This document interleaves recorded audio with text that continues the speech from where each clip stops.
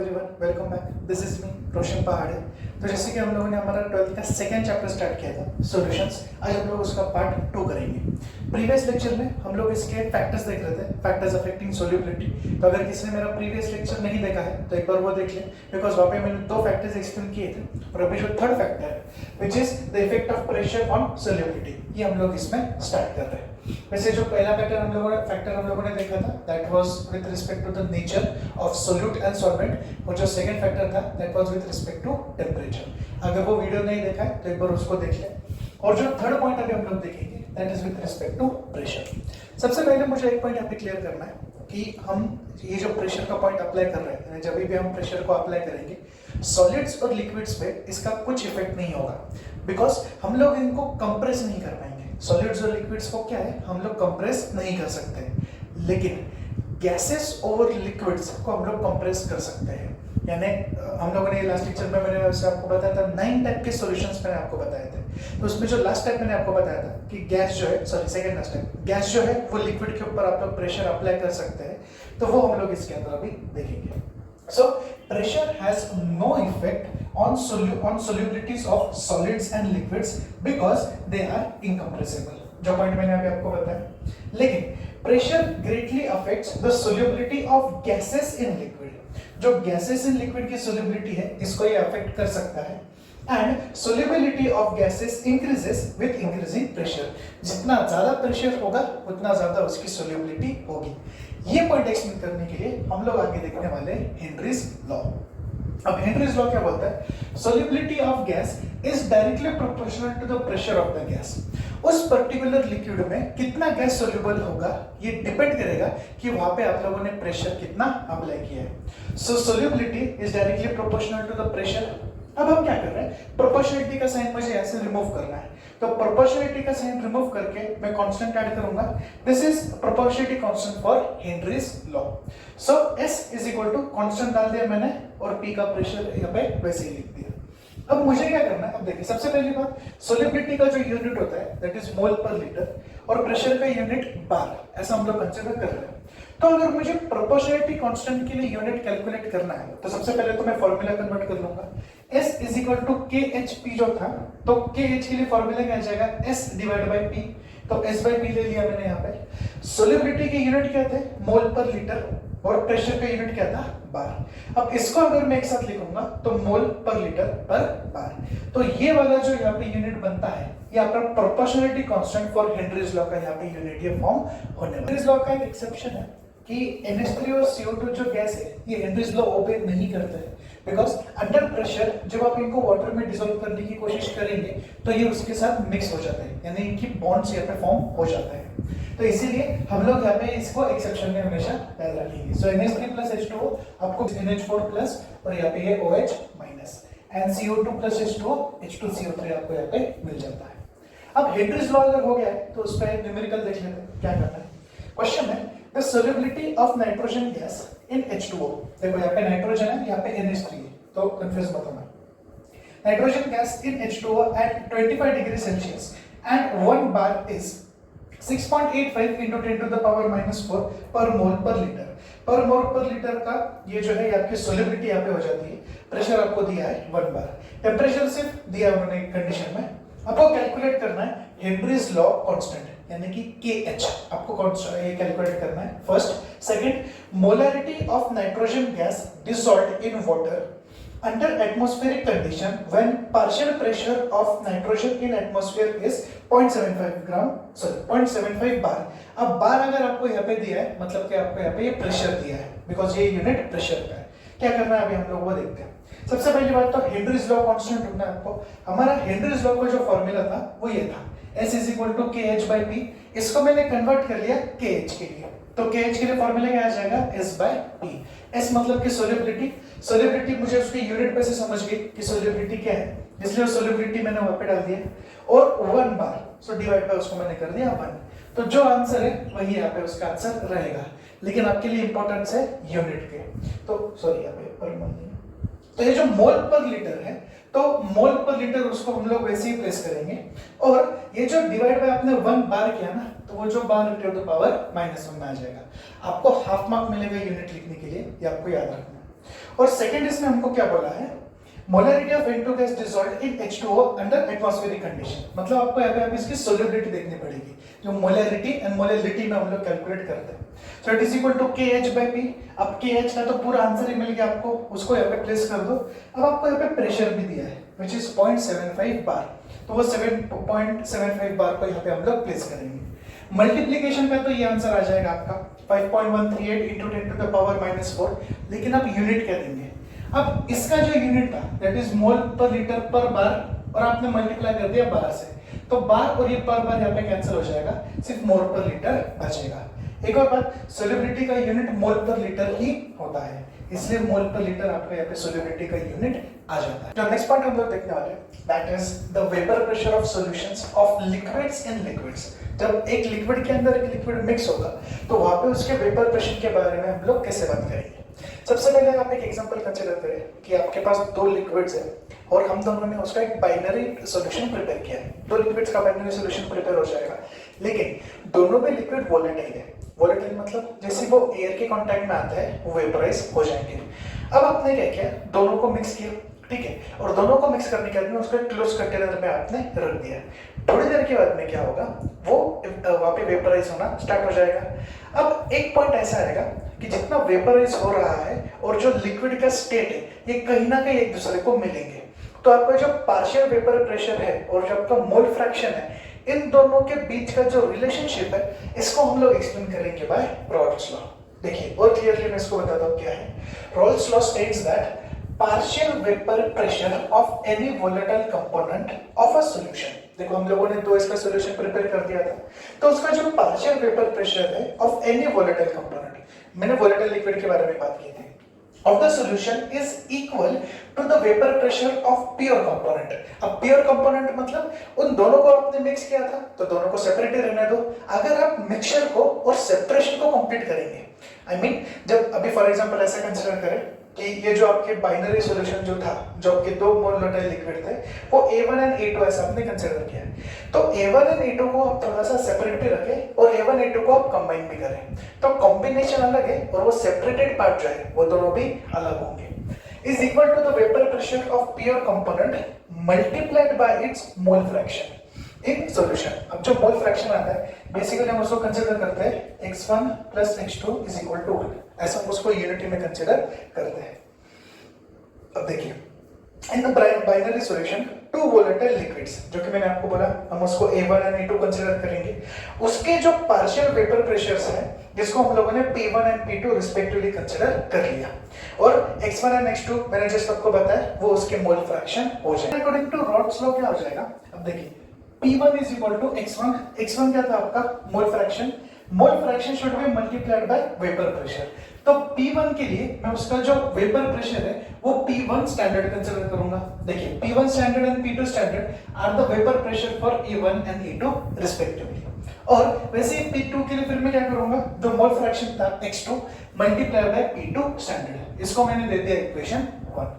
अब देखिए according to Dalton's law of partial pressure, आपको अगर याद आ रहा होगा लास्ट ईयर जब हम लोगों ने Boyle's law, Charles law, Avogadro's law, Gay-Lussac's law, बाद में इनको कंबाइन करने के बाद में आइडियल गैस इक्वेशन, ये सब कुछ जब हमने किया था उसके आगे Dalton's law of partial pressure था लास्ट ईयर। तो उसमें था कि आप सारे जो प्रेशर्स है उसको उसमें कंबाइन करते हैं और उसको पीटी यानी पी टोटल, ऐसा टोटल प्रेशर ऐसा उसमें आप उसको नाम देते हैं।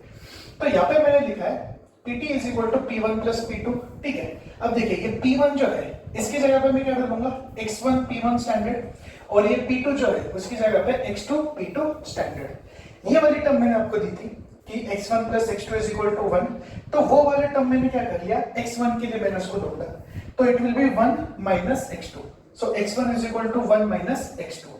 अब मैं क्या कर रहा हूं, इसको यहाँ पे सब्स्टिट्यूट करूंगा, लेकिन वो सब्स्टिट्यूशन यहाँ से भी फिर मैं आगे कंटिन्यू कर रहा हूँ कि मुझे क्या लेना है। सो P will be equal to P1 standard 1 minus x2। अब देखिए मैंने क्या किया, ये x1 मैंने यहाँ पे डाल दिया। फॉर एग्जांपल ऐसा करते हैं कि इक्वेशन 1 मैं इसको लिख देता हूँ। सो यहाँ पे 1 माइनस x2 कर लिया, ये जो x1 है इसको मैं सब्स्टिट्यूट करूंगा यहाँ पे, तो P1 स्टैंडर्ड वैसे ही है, x1 की जगह पे मैंने 1 माइनस x2 जो है उसको यहाँ पे प्लेस कर लिया, प्लस P2 स्टैंडर्ड x2 ये मैंने ऐसे यहाँ पे कंसीडर किया है। अभी आगे मल्टीप्लाई हो जाएगा, तो P1 standard minus P1 standard x2 plus P2 standard x2, ये वाली टर्म यहाँ पे आ जाएगी।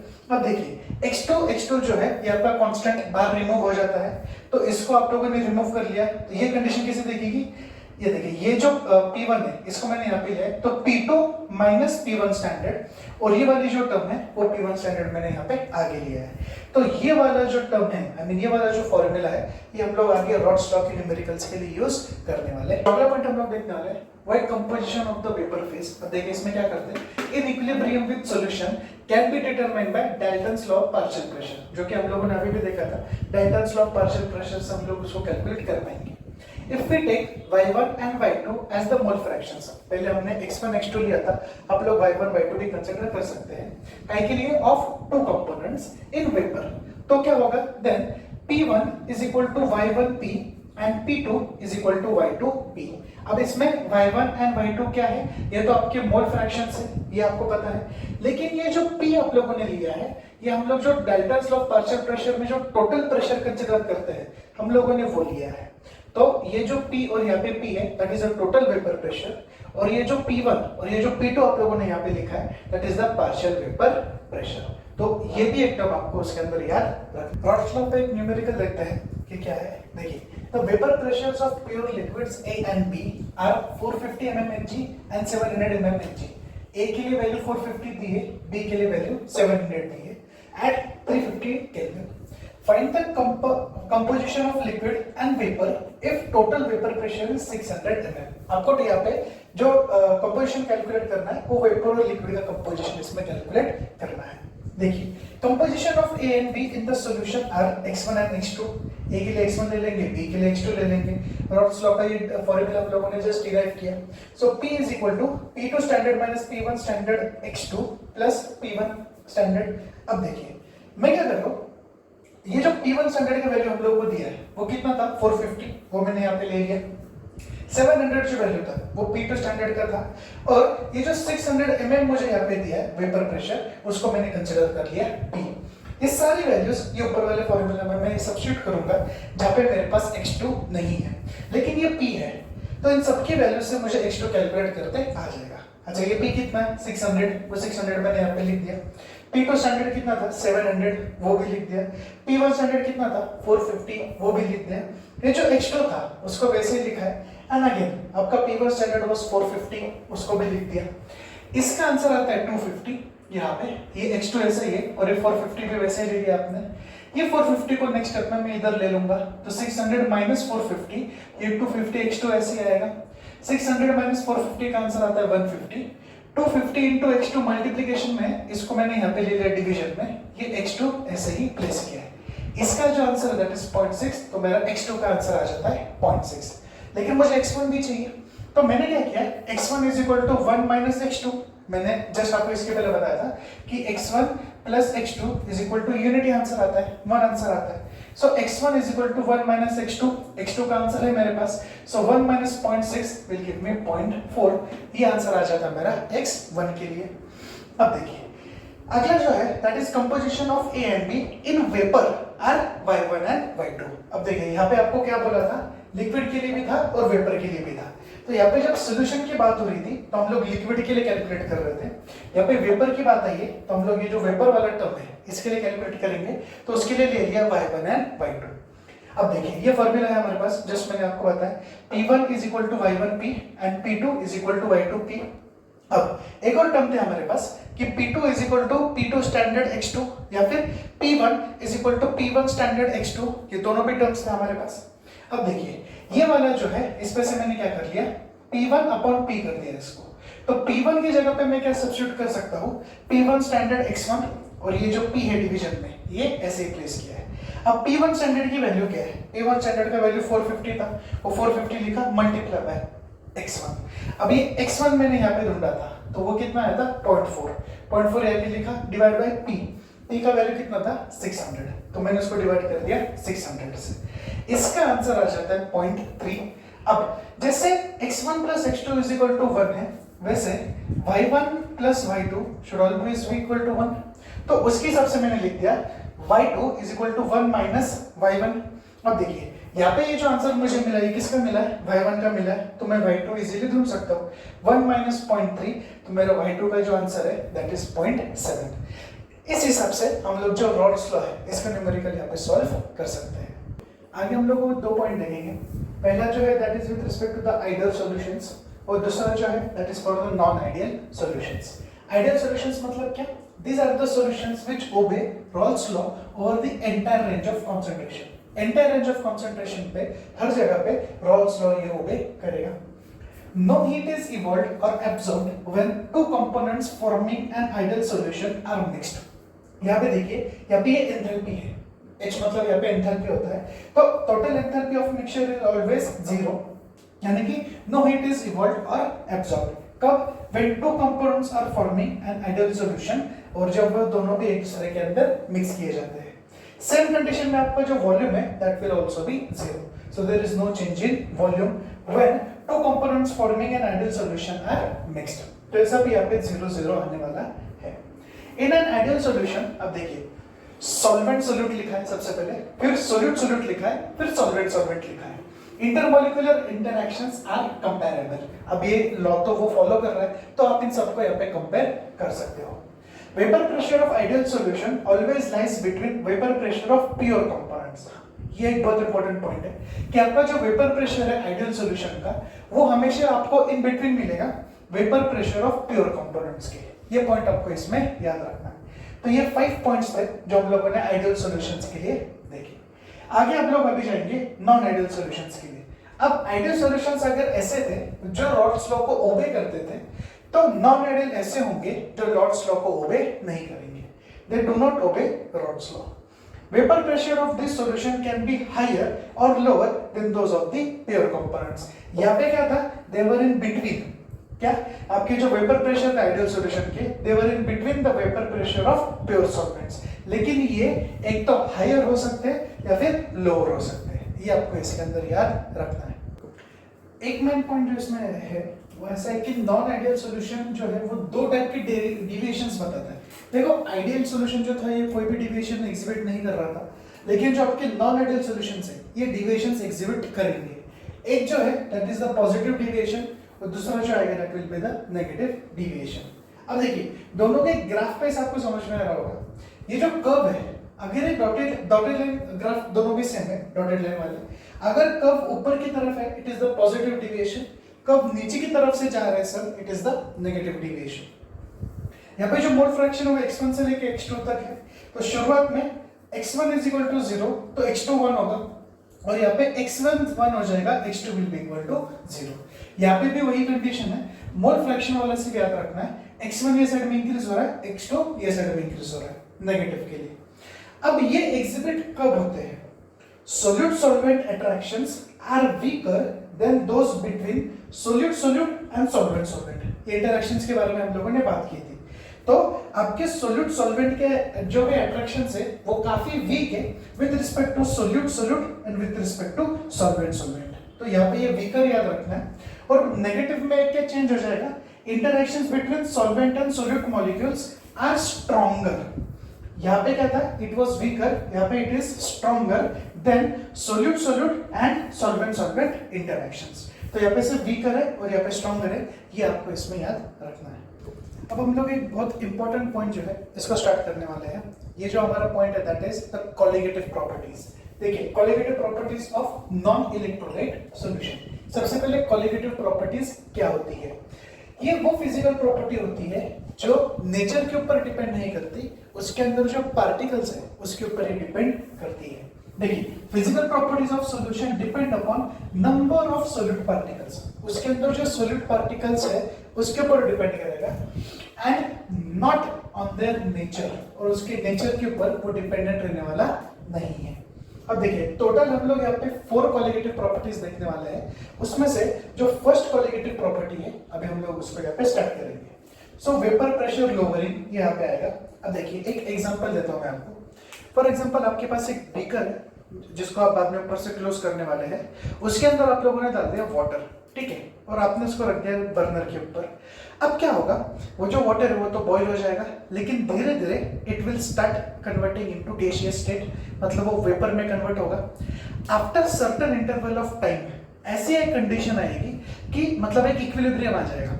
कैसे इक्विलिब्रियम आएगा, जितना वाटर ऊपर इवेपोरेट हो रहा है उतना ही कंडेंस बैक होगा, बिकॉज आपने उसको ऊपर से क्लोज किया है। अब ऐसी कंडीशन में गैस जो प्रेशर वेपर के ऊपर अप्लाई करता है, इसको हम लोग यहाँ पे बोलेंगे वेपर प्रेशर लोअरिंग।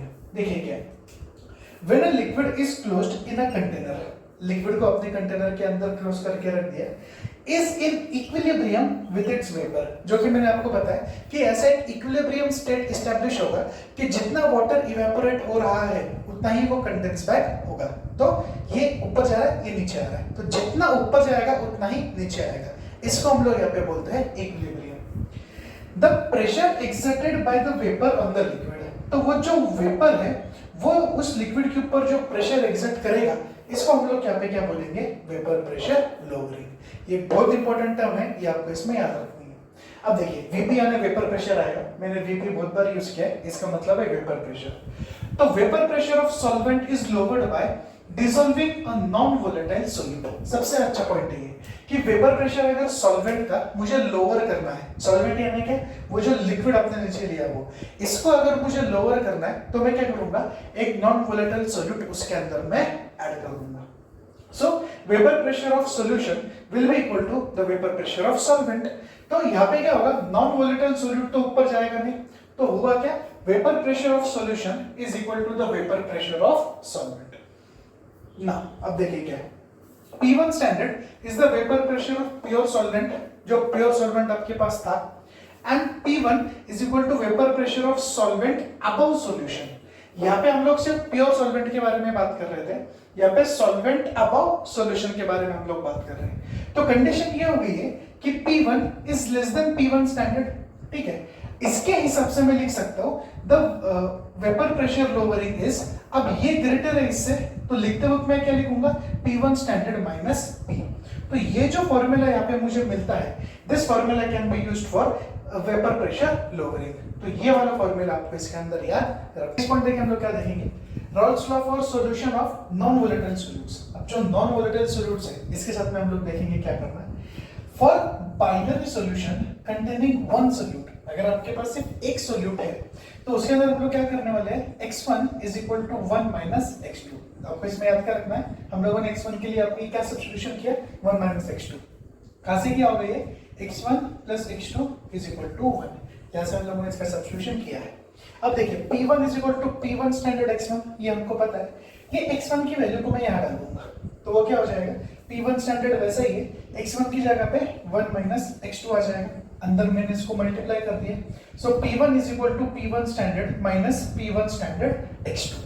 अब ये करते वक्त क्या हो गया, ये जो ये वाला जो टर्म है इसको मैंने यहाँ पे ले लिया और P1 वाला जो है तो यहाँ पे गया, तो उस हिसाब से P1 स्टैंडर्ड माइनस P1 और ये वाली टर्म इधर आ गई P1 स्टैंडर्ड x2। इसके पहले मैंने आपको relative lowering of vapour pressure का फॉर्मूला बताया था, वहां पे हम लोगों ने लिखा था delta P is equal to P1 standard minus P1।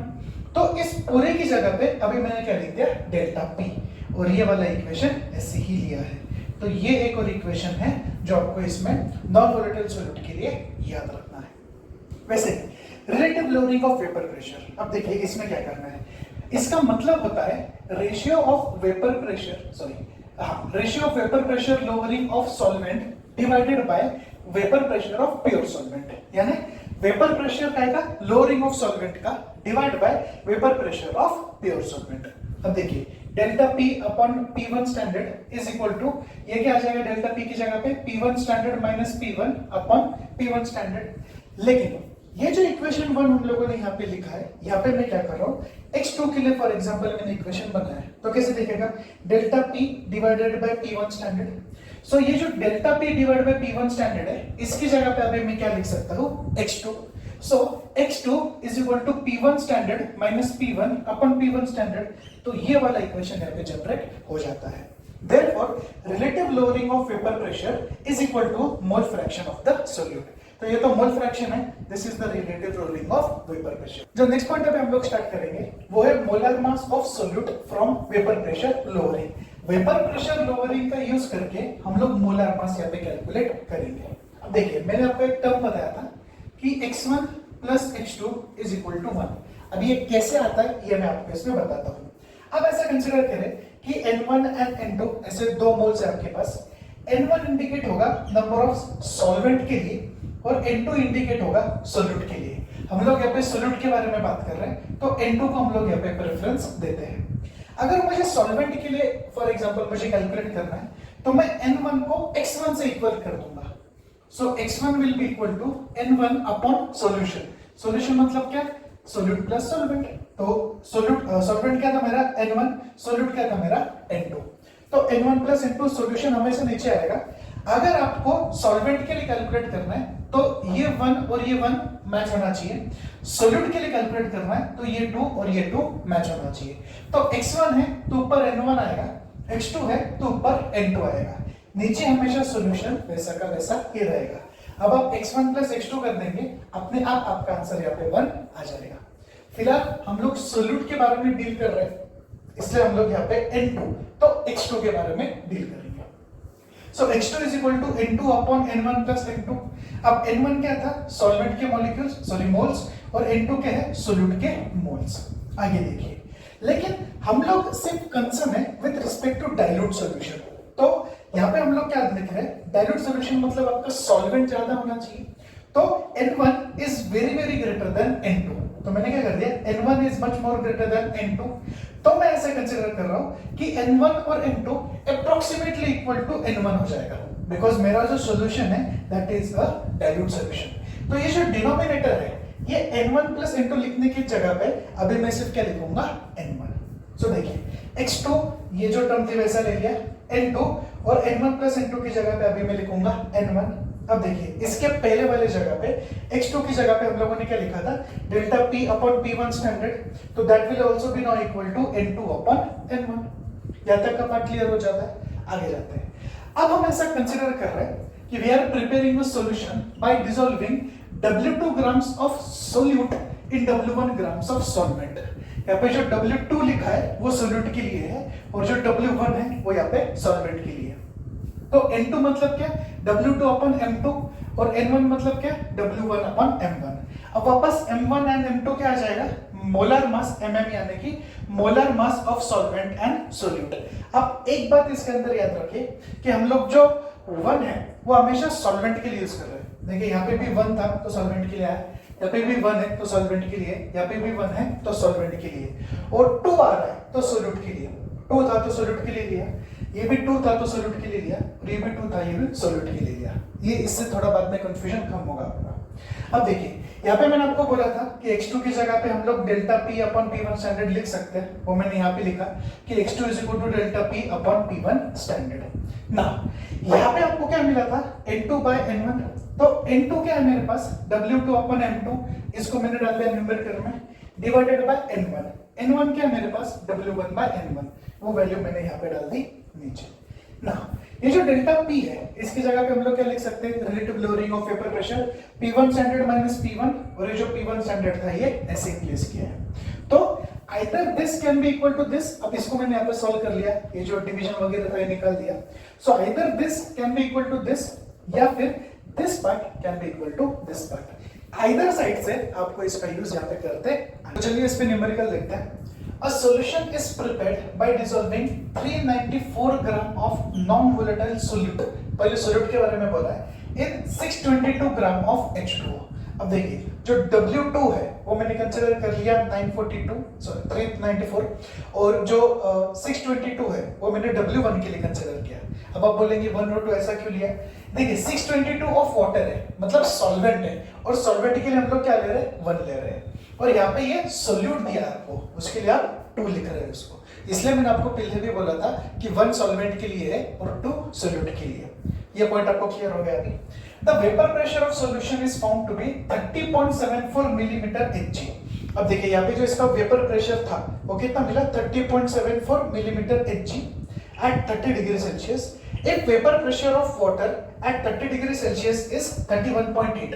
Vapor pressure को अभी हम लोग कैसे लिख रहे हैं? P1 standard is equal to 31.8.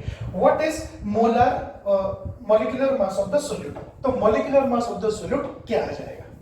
Solute के लिए बोला है, solvent तो दिया है ना, तो solvent का मास कितना है? पहले वो देख लेते हैं. तो solvent का मास आ जाता है 18. तो मैंने यहाँ पे M1 जो है वो ले लिया वाटर का मास, यानी कि सॉल्वेंट का मास. 1 यानी कि वापस सॉल्वेंट है, मैं रिपीट कर रहा हूँ. तो आपको सोल्यूट ढूंढना है, मतलब 2 ढूंढना होगा. लेकिन सोल्यूट का क्या? Molar mass. तो आपको क्या कैलकुलेट करना है? M2. फॉर्मूला जिस देखा हम लोगों ने, P1 standard minus P1 upon P1 standard is equal to W2 M1 upon M2 W2. आपको ढूंढना क्या है? M2. तो फिर बाकी जो वैल्यूज है उसको डाल दो. P1 स्टैंडर्ड कितना है? 31.8 लिख दिया, माइनस P1 कितना था? 30.74 सब्स्टिट्यूट कर दिया. P1 स्टैंडर्ड वापस वही आएगा. W2 कितना दिया है? 394 मल्टीप्लाई बाय M1 कितना है? 18 डिवाइड बाय M2 नहीं है मेरे पास, उसको मैंने वैसे ही लिखा अपॉन W1 622. इसका आंसर आता है 0.0333 और इसको जब आप सॉल्व कर देंगे M2 के अलावा, यानी कि 394 मल्टीप्लाई बाय 18 डिवाइड बाय 622, इसका आंसर आता है 11.4. M2 वैसा ही है. अब मुझे यहाँ पे M2 कैलकुलेट करना है, मैं इसको शिफ्ट कर दूंगा. So M2 is equal to 11.4 divide by ये टर्म. ये जो आपका फाइनल आंसर आता है, ये आंसर आता है आपका M2 के लिए.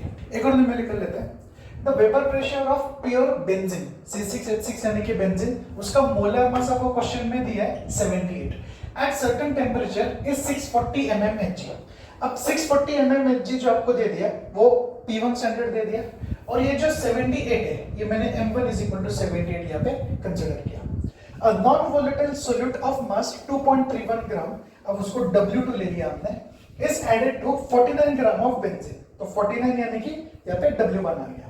The vapor pressure of solution is 600 mm, तो P1 आ गया.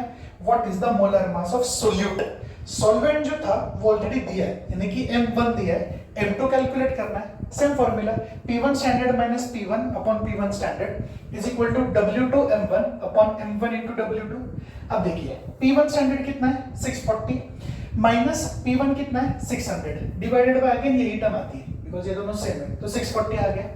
W2 जो है that is 2.315, M1 जो है that is 78 which was already given in question, upon M2 को ढूंढना है, मल्टीप्लाई बाय 40. अब देखिए M2 के लिए जब मैं आंसर कैलकुलेट करूंगा 640 माइनस 600 यानी 40 आ जाएगा. 40 और 40 आई मीन जब M2 ऊपर जाएगा ये 40 नीचे आएगा. सो 40 multiply by 40, 2.315 into 78 into 640, this is the same. जब आप इसको कैलकुलेट कर लेंगे आपका M2 का जो फाइनल आंसर आता है दैट इज 72.23 ग्राम पर मोल. अब देखिए यहाँ पे आपको याद जो ये रखना है कि हम लोग सिंपल न्यूमेरिकल्स कर रहे हैं, सिर्फ फॉर्मूला को अप्लाई कर रहे हैं. आपका मेन जो लॉजिक है वो ये 1 और 2 में रहेगा कि सोल्यूट आपको कैसे ढूंढना है और आपको सॉल्वेंट कैसे ढूंढना है. हम लोगों ने कॉलिगेटिव प्रॉपर्टी जो स्टार्ट की थी, इसकी अभी एक ही कॉलिगेटिव प्रॉपर्टी हुई है, अभी 3 कॉलिगेटिव प्रॉपर्टीज और पेंडिंग है. ये हम लोग हमारे नेक्स्ट लेक्चर में कंटिन्यू करेंगे. तो आपको अगर कुछ भी डाउट्स है इसी नीचे कमेंट सेक्शन में डालें, जितना जल्दी हो सके उतना जल्दी मैं आपको उसके आंसर्स दूंगा. Thank you.